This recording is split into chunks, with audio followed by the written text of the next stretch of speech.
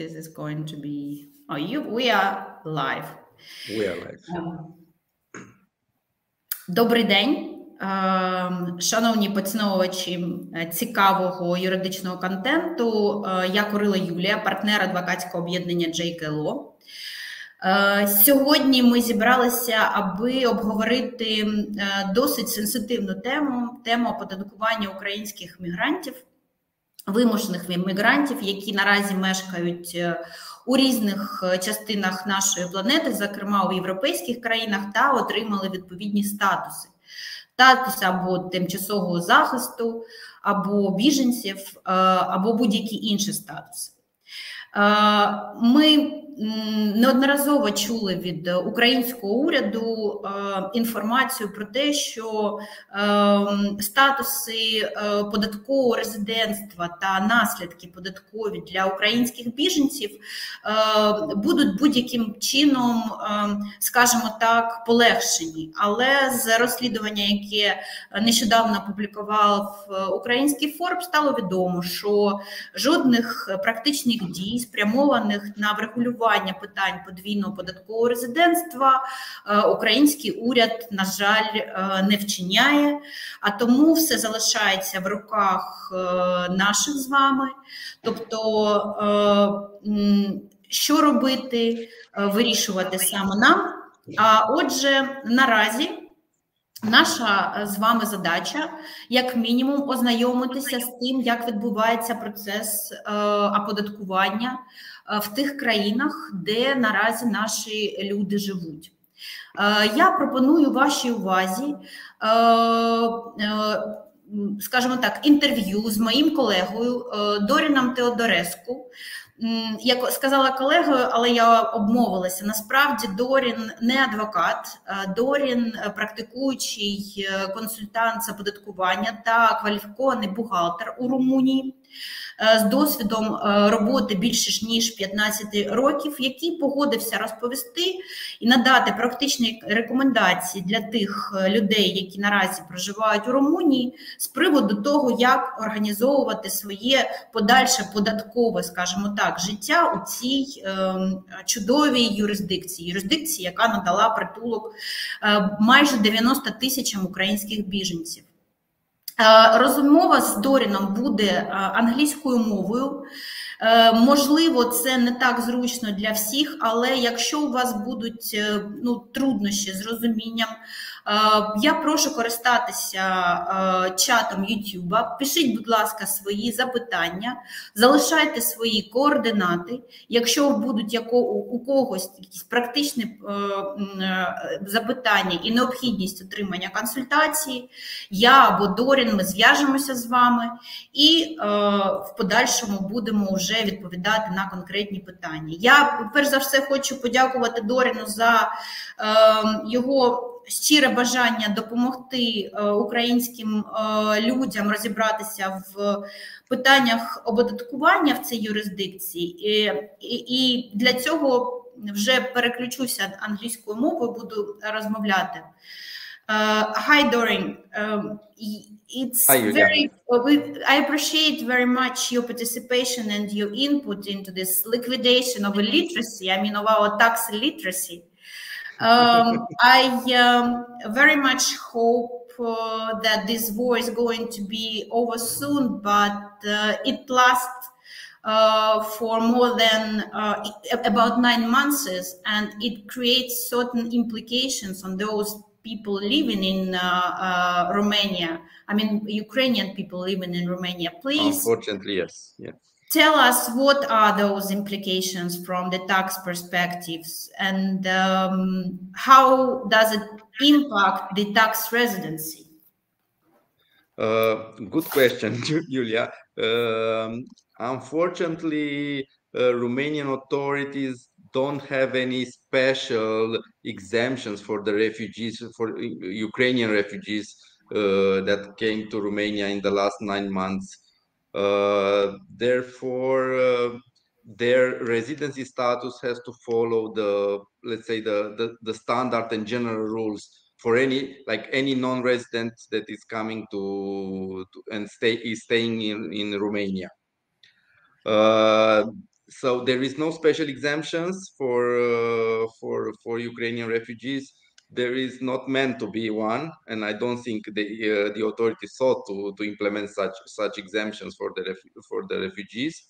Therefore, their residency in Romania has to be analyzed based on the general provision of the Romanian tax code. So the Romanian residency, it follows generally the definition of the OECD one, and states that an individual is considered Romanian tax resident if at least one of the following conditions is met. So at least one of the following three conditions met. That individual has a Romanian domicile, that person has the central of vital interest in Romania, or the 183 days rule, meaning that he or she is staying in Romania for at least 183 days during a calendar year. So if that person stays for more than 183 days, which means 6 months in Romania, it may be considered as a Romanian tax resident. Okay, so when you're mentioning this center of vital interest in Romania, from practical point of view, what Romanian tax authority see as indication of this center of vital interest? Romanian authorities issued a guide. You can see, I think, in the next slide. Yes, this is there is a link to the guide issued by the Romanian tax authorities in English, how to determine the fiscal residency in Romania. And one of the points which is addressed is how to determine the central of vital interest. This definition, or the trigger points, are the ones that are in line again with OECD model, and means that the authorities need to determine, or that including also the individual need to determine where are his or she's or her strongest economic and personal connections, meaning where is the family, where are the properties, where the bank account, in which country, where is the source of the main source of the income for that person. These items has to be analyzed, and in order to determine if the central of the vital interest is in Romania or still remains in Ukraine. Well, here we see immediate problem, because for Ukrainians who had to move to Romania or elsewhere, these indicators are normally doubled. So both they have either rent flat or own some residency in Ukraine. They have bank accounts both in Ukraine and in Romania.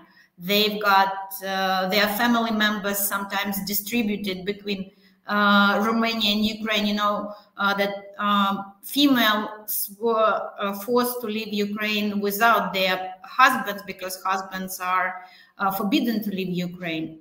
Do you think there is this controversy somehow adds up to this I don't know, undefined status of Ukrainian refugees? How do you think Romanian tax authorities would address that?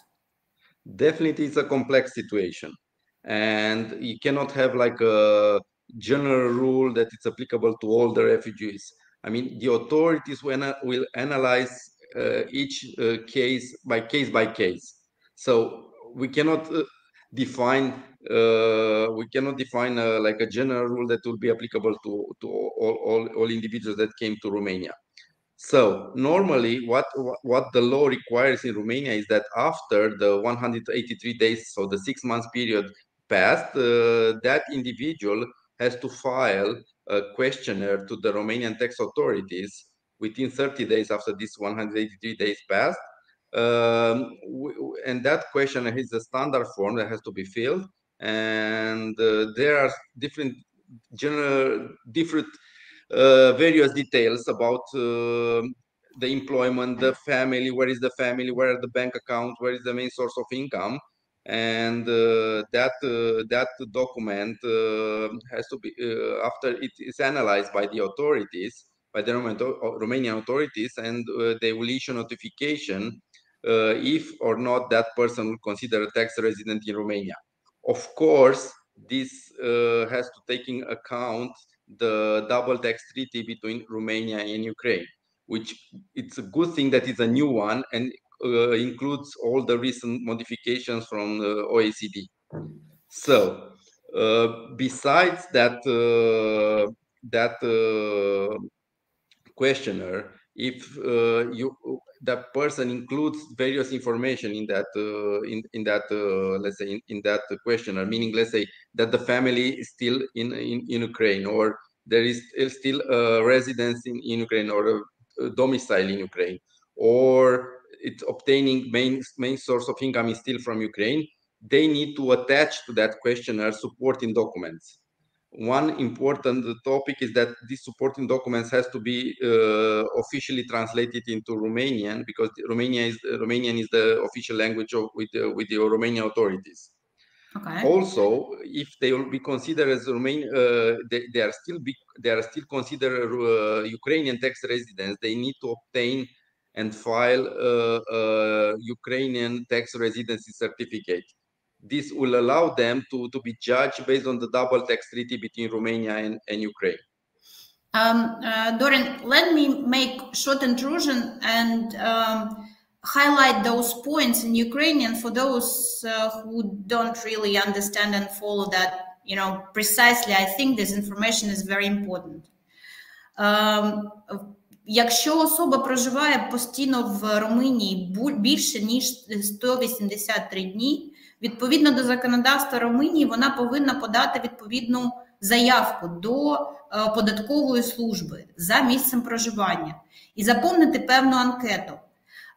Ця анкета містить стандартний перелік питань, яка дозволяє визначити, чи є особа з точки зору податкового законодавства податковим резидентом Румунії. Якщо особа ця має доходи переважно з походженням з України, якщо в цієї особи є сім'я, яка проживає переважно в Україні, якщо в цієї особи є будь-які інші можливості доводити документально, що вона є і залишається податковим резидентом України, ці всі документи мають бути додані до цієї анкети. І ця анкета подається також разом зі довідкою від податкової служби про те, що особа є податковим резидентом України. В такому випадку податкова служба Румунії буде мати можливість застосовувати до цієї особи конвенцію про уникнення подвійного оподаткування і відповідно застосовувати виключення або здійснювати зарахування сплаченого раніше податку. Штраф за неподання відповідної анкети до податкової служби складає до 100 лей. Dorian, please go on. I think it's pretty important to establish from which period this tax residency status can be established. Does it cover all the incomes obtained within this fiscal year, or it just covers those incomes which are received from the moment person became tax resident? Yeah. Once you become a Romanian resident, doesn't matter if it's related to the domicile or center of vital interest or to the 183 days rule. This means that starting from that moment, it's important to determine that moment, then you become taxed in Romania on the worldwide income, not only from the income that is generated from Romania. And what is that moment? So if you decide to move your domicile from Ukraine to Romania, you'll become Romanian tax resident from the moment that you have the domicile set in Romania. When if you have, let's say, your center of vital interest in Romania, you'll become tax resident on the worldwide income, so including the income that you obtain from Ukraine, from the first day of declaring the central of vital interest in Romania. And the last one, I mean, the 6 months rule, So if you become tax resident due to the fact that you're staying more than 6 months in Romania, you will become tax resident from the first day of arrival in Romania, not after the 6 months is passing. So it's passed so it's from the first day of arriving in Romania, you become tax resident in Romania, you become taxed on the worldwide income in Romania. What I would like to add to the topic we discussed before is that in order to invoke the double tax treaty provisions, including how the criteria to determine the tax residency status, you need to obtain a tax residency certificate from the Ukrainian tax authorities. Without that tax residency certificate, you cannot, as an individual, invoke the double tax treaty in relation with the Romanian tax authorities. Okay. Yeah. Okay. So the what's the practical point again to establish tax residency in your opinion? Is it beneficial for those who now live in Romania, or there is any way to let's say avoid this registration? I mean, what's your opinion? What do you think? What is better? Again, it cannot be like a general approach. It has to be analyzed on case by case basis, and I strongly recommend each person it's interested in this topic I'm strongly advised to consult a tax consultants or tax advisor or a lawyer specialized in these topics in order to decide and to analyze and to prepare the supporting documents. So if you cannot invoke the double tax treaty, based on the questionnaires, most probably that person will be considered as a Romanian tax resident due to the fact that she or he stays in Romania for more than 183 days. Doesn't matter that the central vital interest may continue to be in Ukraine, but due to the fact that that person is staying more than 6 months in Romania during a calendar year, it may be considered as a tax resident in Romania. Okay. That's this is why it's important. This is why it's important to have if you still want to remain as a Ukrainian tax resident, to obtain that fiscal residence certificate in order to invoke the criteria from the double tax treaty. Let me here to intrude and translate it into Ukrainian for those who я хочу підкреслити, і Дорін хоче звернути увагу шановних слухачів, що ситуація виглядає таким способом, що податкове резидентство виникає не у сукупності цих обставин, про які він каже, тобто місце проживання в Румунії, центр життєвих інтересів або перебування в Румунії більше півроку. Податкове резидентство виникає у будь-якому випадку, якщо хоч один з цих критеріїв наступає, тобто відповідає. І якщо людина хоче все ж таки залишатися податковим резидентом України і мати можливість застосовувати до свого статусу і можливість уникати подвійного оподаткування, дуже важливо отримати довідку про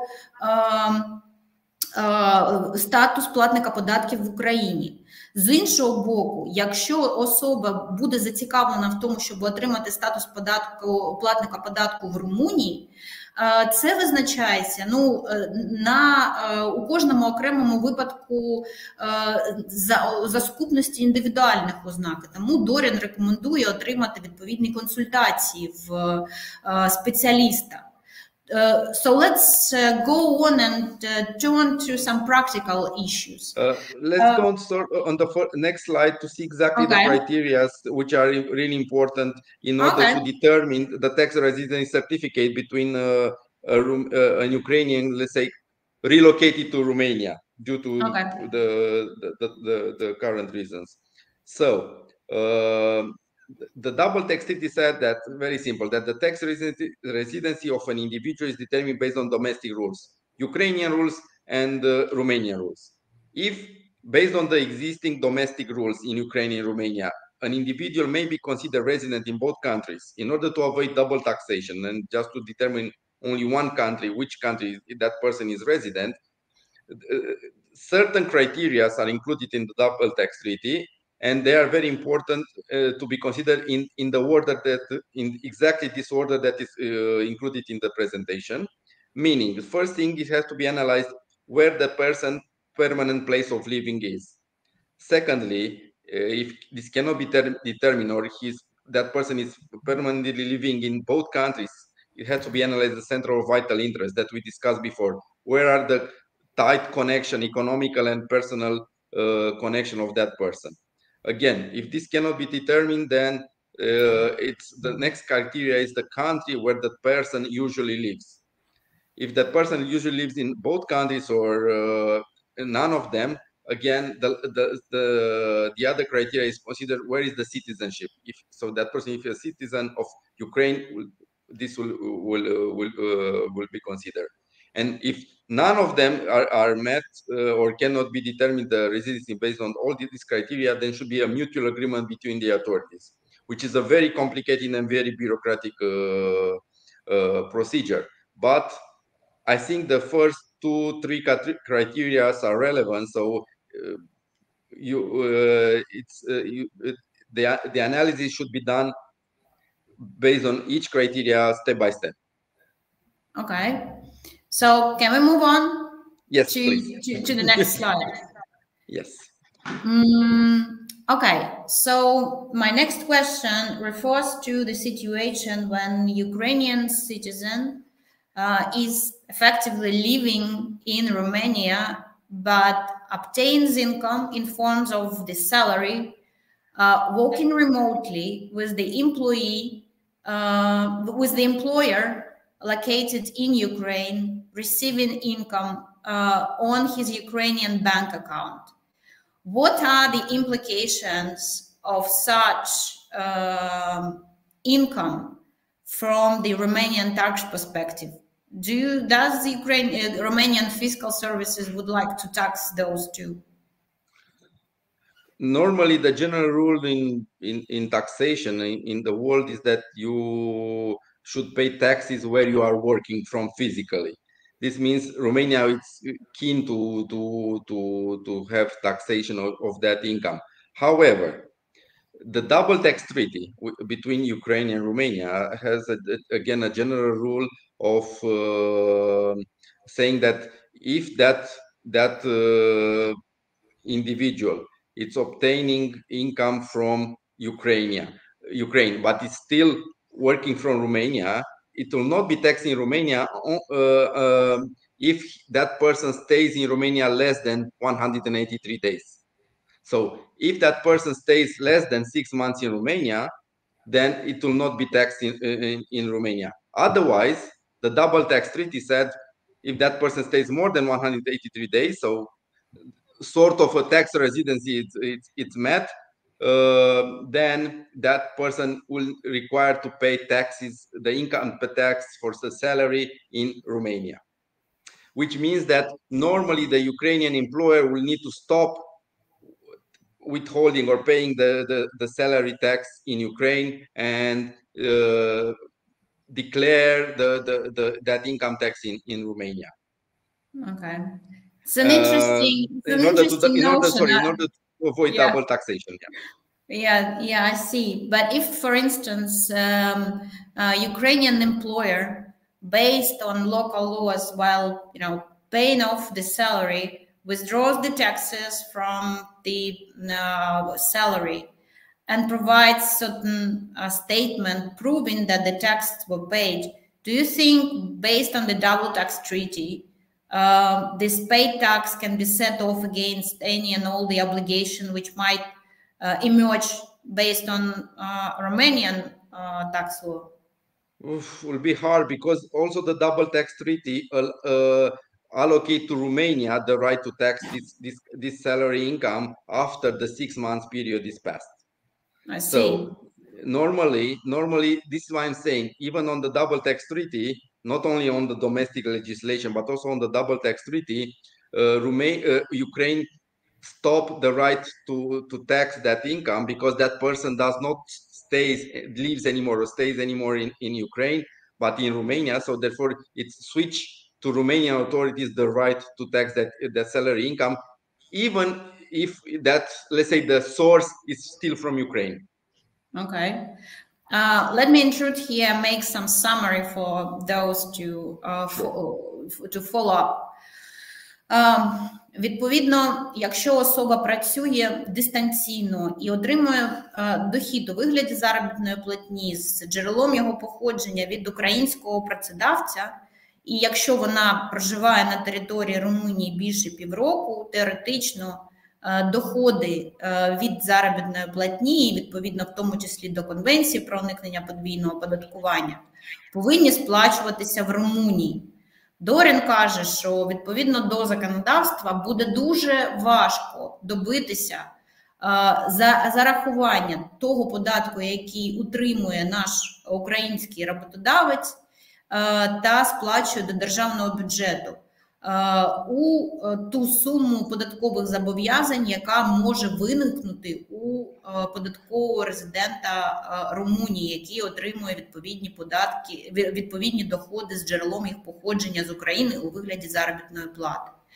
Тому це питання і якраз є питанням, яке, на жаль, Конвенція про подвійне оподаткування не вирішує і, можливо, не вирішує і Українська податкова служба. Dorian, what about those either self-employed or those natural persons registered as commercial units, as we call private entrepreneurs? What about income of those if it is generated in Ukraine and outside of in Ukraine, outside of Romania?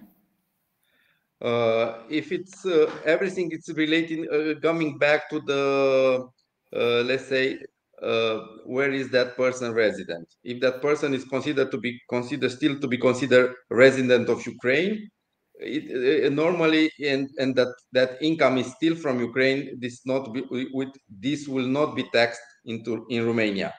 However, if that person becomes Romanian tax resident, then it will be taxed. That person will be taxed in Romania for the worldwide income, including the one from Ukraine, and they will be taxed on the Romanian, let's say, rules, meaning a tax rate of 10% on the net income, pension fund contribution, health tax contribution, and they will be allowed to deduct the taxes withheld or paid in Ukraine up to the level that it is due in Romania. And just to mention here is that, for example, also for this is for let's say entrepreneurial. There are in Romania sort of like self-employed, which are registered like independent activities, and which is very similar to freelancing or a hybrid between a freelancing and self-employed. And if this is considered to generate a permanent establishment in Romania, similar to the corporations, meaning that they are carrying out their business in Ukraine through an office or a fixed place of business in Romania, this means that they need to register for tax purposes also for that in Romania and declare in Romania the income, even if it's obtained from Ukraine, but it's income carried out through this fixed place of business in Romania. Okay. And yeah. Okay. Let me intrude and very briefly to summarize this. Для осіб, які є або фізичними особами-підприємцями, так, не бачимо тут питань щодо можливості залишатися податковими резидентами України і сплачувати податки з того доходу, який отримується за межами Румунії, саме в Україні.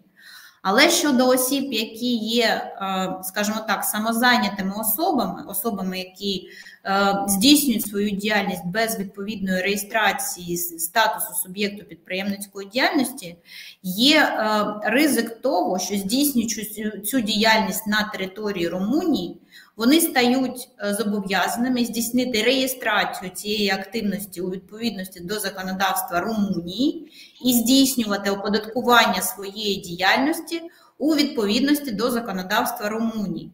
Ви бачите на таблиці зображено основні податки, які застосовуються до тих доходів, які отримує самозайнята особа, особа, яка здійснює фрилансерську діяльність.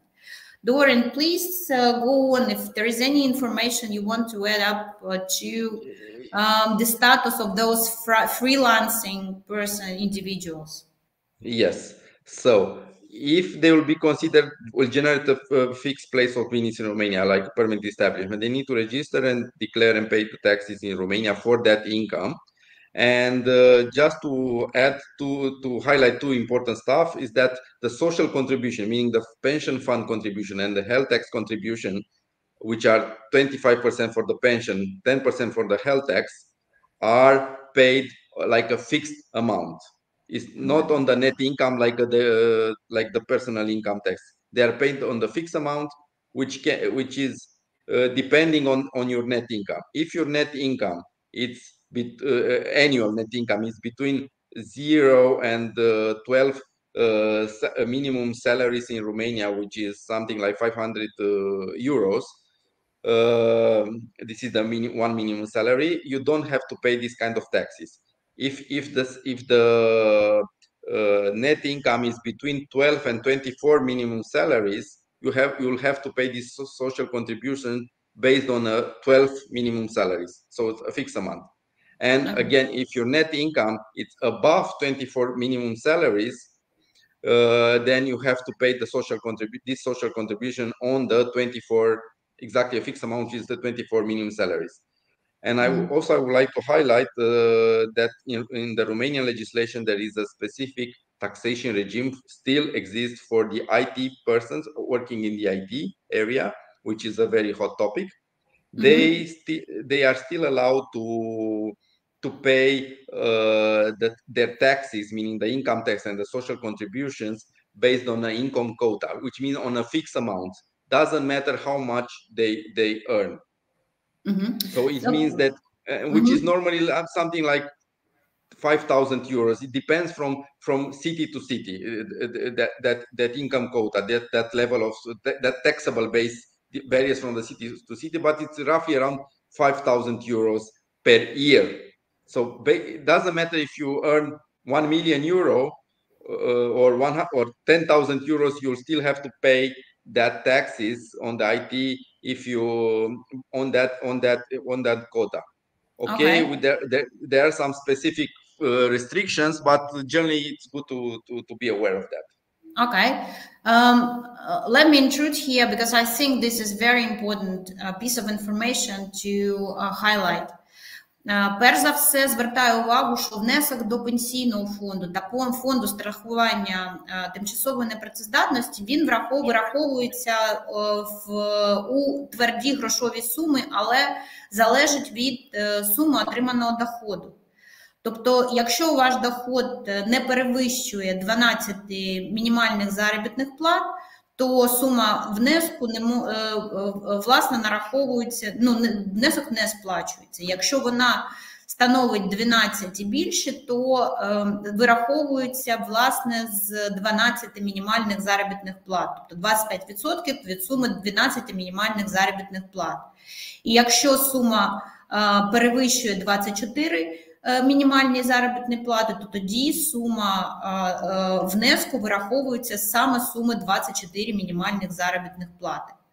Є спеціальний податковий режим, який застосовується до певних категорій самозайнятих осіб. Зокрема, преференції існують для тих спеціалістів, які працюють в сфері IT. Для цих спеціалістів, в залежності від регіону, де вони проживають, встановлений такий flat rate, тобто сума тверда податку, яка сплачується незалежно від обсягу згенерованого доходу. Тобто це може бути 1 мільйон євро доходу, там 2 мільйони, може бути 50 тисяч євро, неважливо. Важливо, що в залежності від того регіону, в якому проживає цей фрілансер, з нього стягується податок у відповідній сумі, яка є стабільною, встановленою для цього регіону. It's very important, Dorian. Thank you very much for this highlight, because you know Ukraine is famous for outsourcing IT services worldwide. And I think amongst those who relocated, people that have that very capacity, I mean, that very profession prevail. Let's move to other types of income.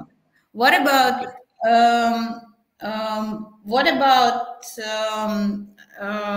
income which is generated from the sale of property or rent out property in Ukraine? Again, this the regime, the taxation regime depends if that person is considered a resident or non-resident in Romania. If that person is considered a non-resident in Romania, then there is no taxation in Romania for that income. So it will be considered only in Ukraine, where that income it's generated.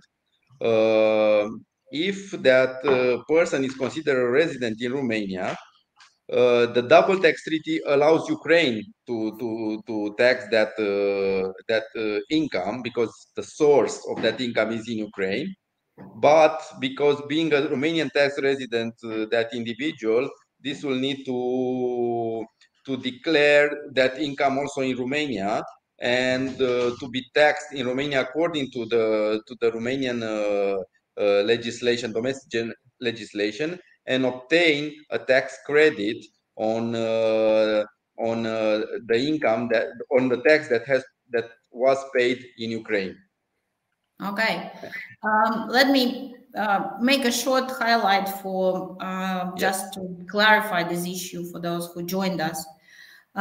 Дохід у вигляді доходу, отриманого від реалізації майна, нерухомого майна, що отриманий на території України, що був проданий на території України, або від здачі в оренду майна, що знаходиться на території України, переважно оподатковуються на території України, якщо особа зберігає українське податкове резидентство. Якщо особа є податковим резидентом Румунії, в такому випадку податок, сплачений на території України з цих операцій, підлягає зарахуванню у суму тих податків, тих податкових зобов'язань, які виникають у особи на території Румунії.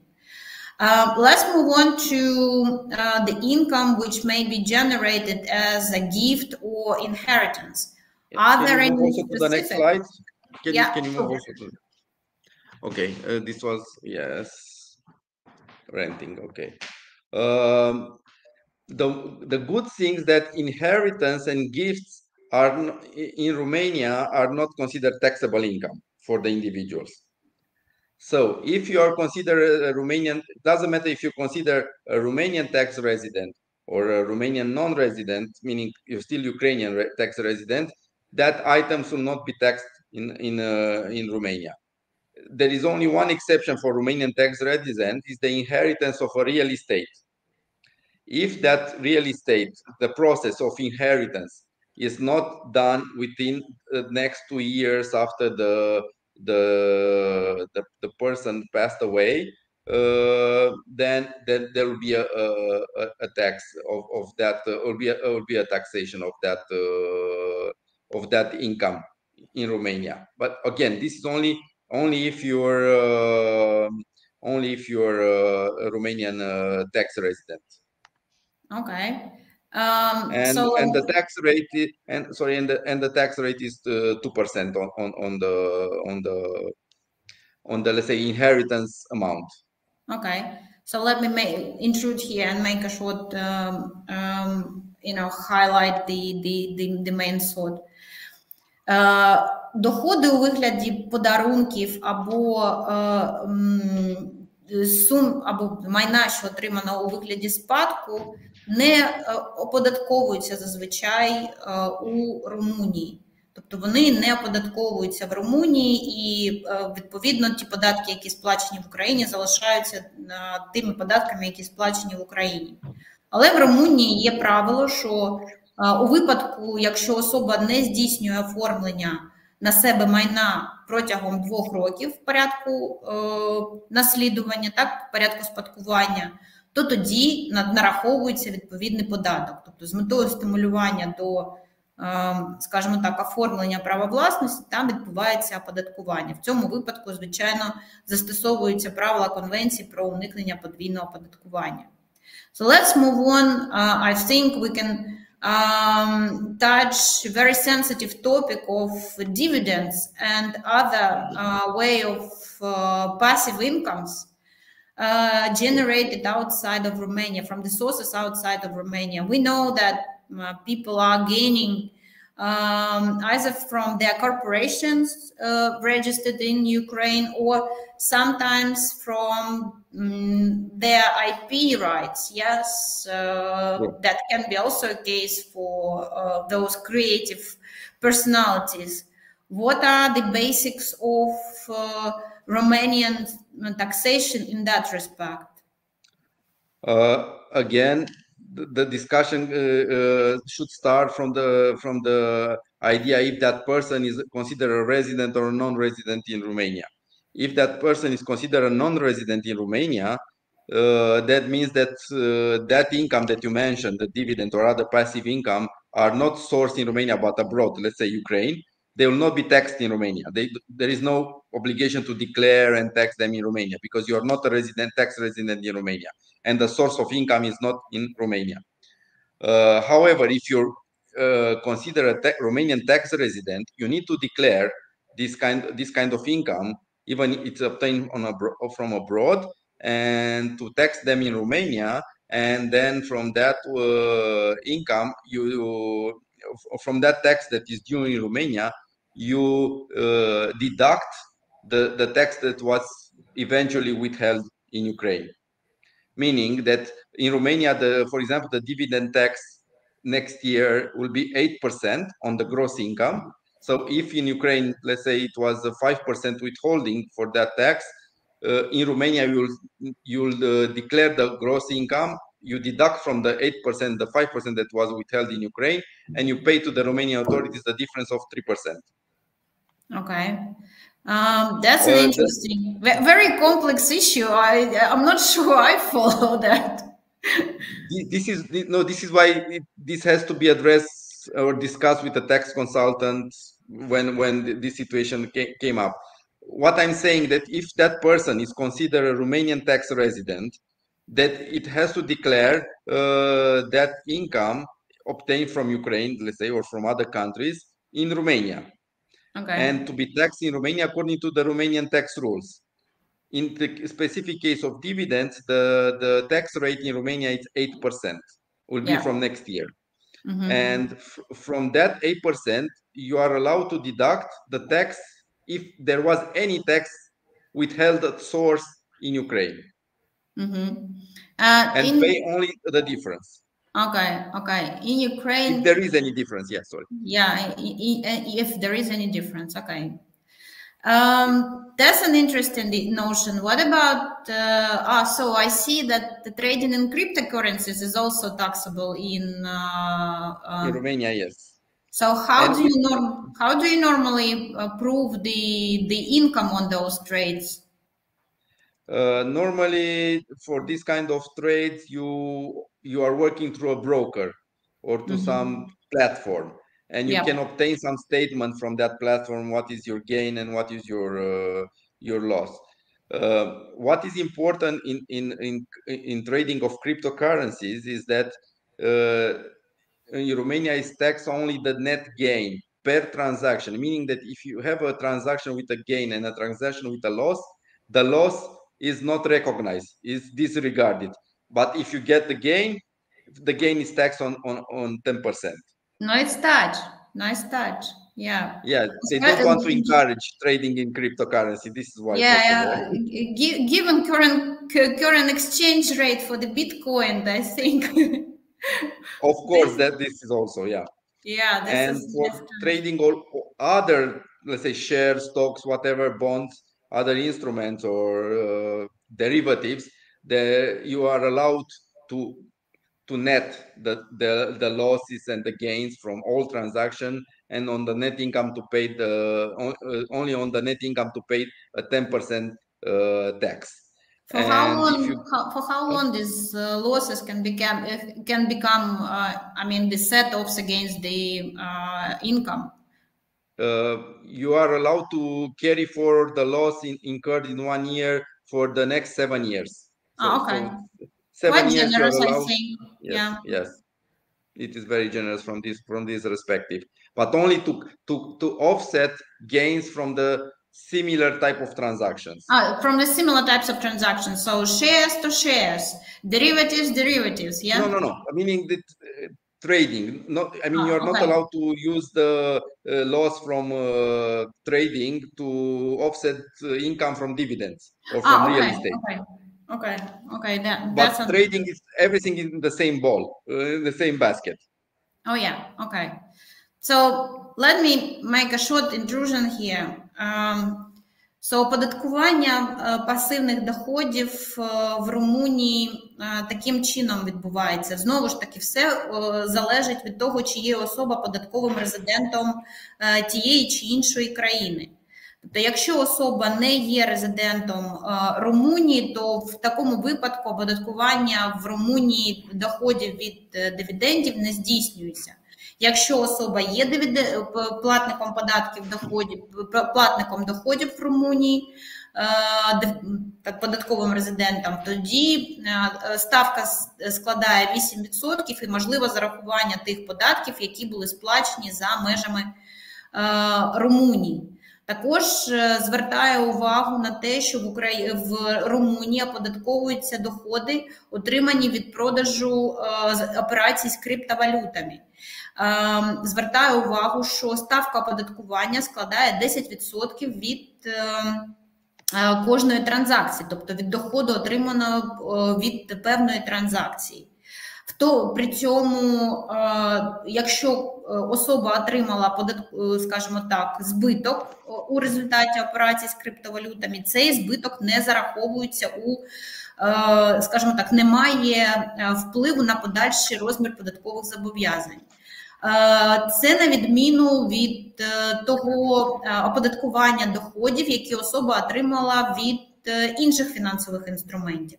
Тобто протягом 7 років особа, яка отримала, наприклад, збитки від операцій з капіталами у вигляді акцій, облігацій або деривативів інших фінансових інструментів, протягом 7 років ця особа може зарахувати цей збиток скажімо так, проти того доходу, який буде отриманий у наступні роки, тобто здійснити, скажімо так, балансування. Зменшити розмір оподаткованого доходу за рахунок тих збитків протягом 7 років. Ну і також хотілося б зазначити, що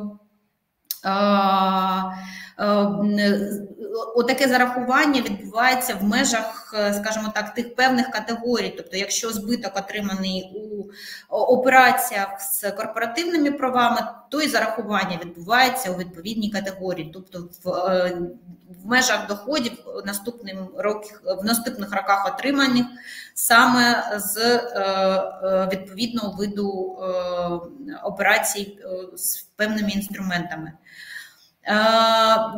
Dorin, I exhausted my questions. We got through all the possible, let's say, incomes which can be generated outside of Romania. To summarize our today's presentation, what is your suggestion as to registrating as the Romanian tax resident? What are the gains, benefits, or disadvantages in those generally for those people let's say, living in Romania under temporary protection? It's a really complex situation. It cannot be like no black and white situation. It will be a gray situation, meaning that it has to be analyzed by case, and this I'm strongly suggest to be discussed with someone like a lawyer or consultant in this area, because there are definitely certain advantages. Maybe the tax rate is better, the possibility to let's say work in other European countries, or to provide from Romania to other European countries let's say services or other type of transactions. Also there are some generally the tax rates are quite favorable in my opinion, especially for individuals like Romanian tax residents. However, again, there may be some deduction or specific cases when it's better to keep staying as a Ukrainian tax resident. But again, this has to be analyzed from a case-by-case basis. Okay. So I'm going to highlight those two. So the ідея, чи ставати, чи не ставати особою, податковим резидентом Румунії, вирішується на індивідуальній основі. Тобто треба аналізувати фінансовий стан і джерела доходів певної особи, аби визначити найбільш прийнятну і найбільш вигідну стратегію. Статус податкового резидента Румунії можна використовувати, якщо особа, наприклад, має розгалужений бізнес і торгує або надає послуги поза межами Румунії в інших країнах Європейського Союзу. Тобто це також треба враховувати, що, можливо, ці доходи будуть більш доречно отримувати і оподатковувати саме в Румунії. Зі своєї сторони я хочу додати, що з огляду на обмеження, які вводить Національний банк щодо використання коштів на рахунках фізичних осіб у національній та іноземній валюті, можливості розпоряджатися цими коштами, звичайно, виникає необхідність декларувати і отримувати свої доходи не тільки в Україні, але і в тих країнах, в яких фактично люди проживають. Крім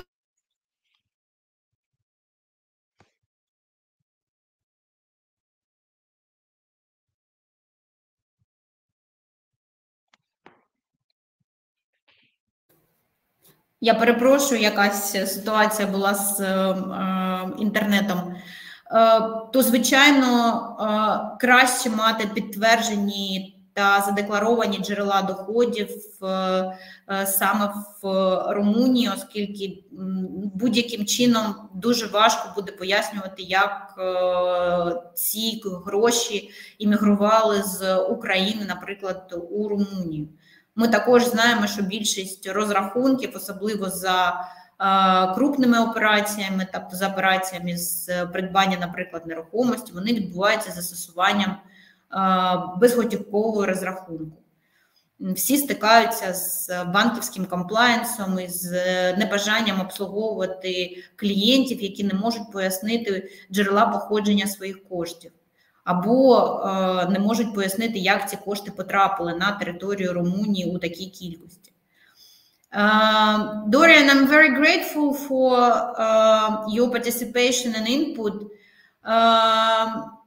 I hope we'll see you next time when we'll discuss the particularities of corporate taxation and favorable taxation regime in Romania, which I know exists at the moment and is available.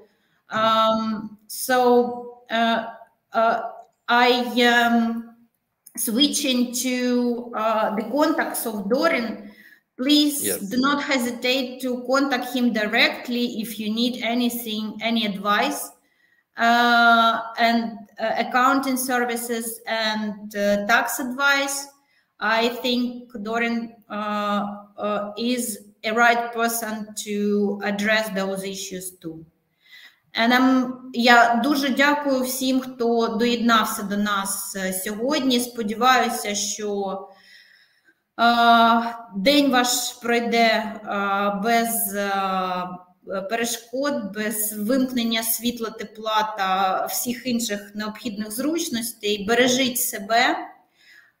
Будь-які питання, будь ласка, які у вас можуть виникнути, пишіть в чаті нашого YouTube каналу, і ми будемо намагатися на ці відповіді, на ці питання давати відповіді, зв'язуватися з вами. Залишайте свої контакти, ми на ці питання надамо відповіді. Dorian, thank you very much. Wish you a good day. Julia.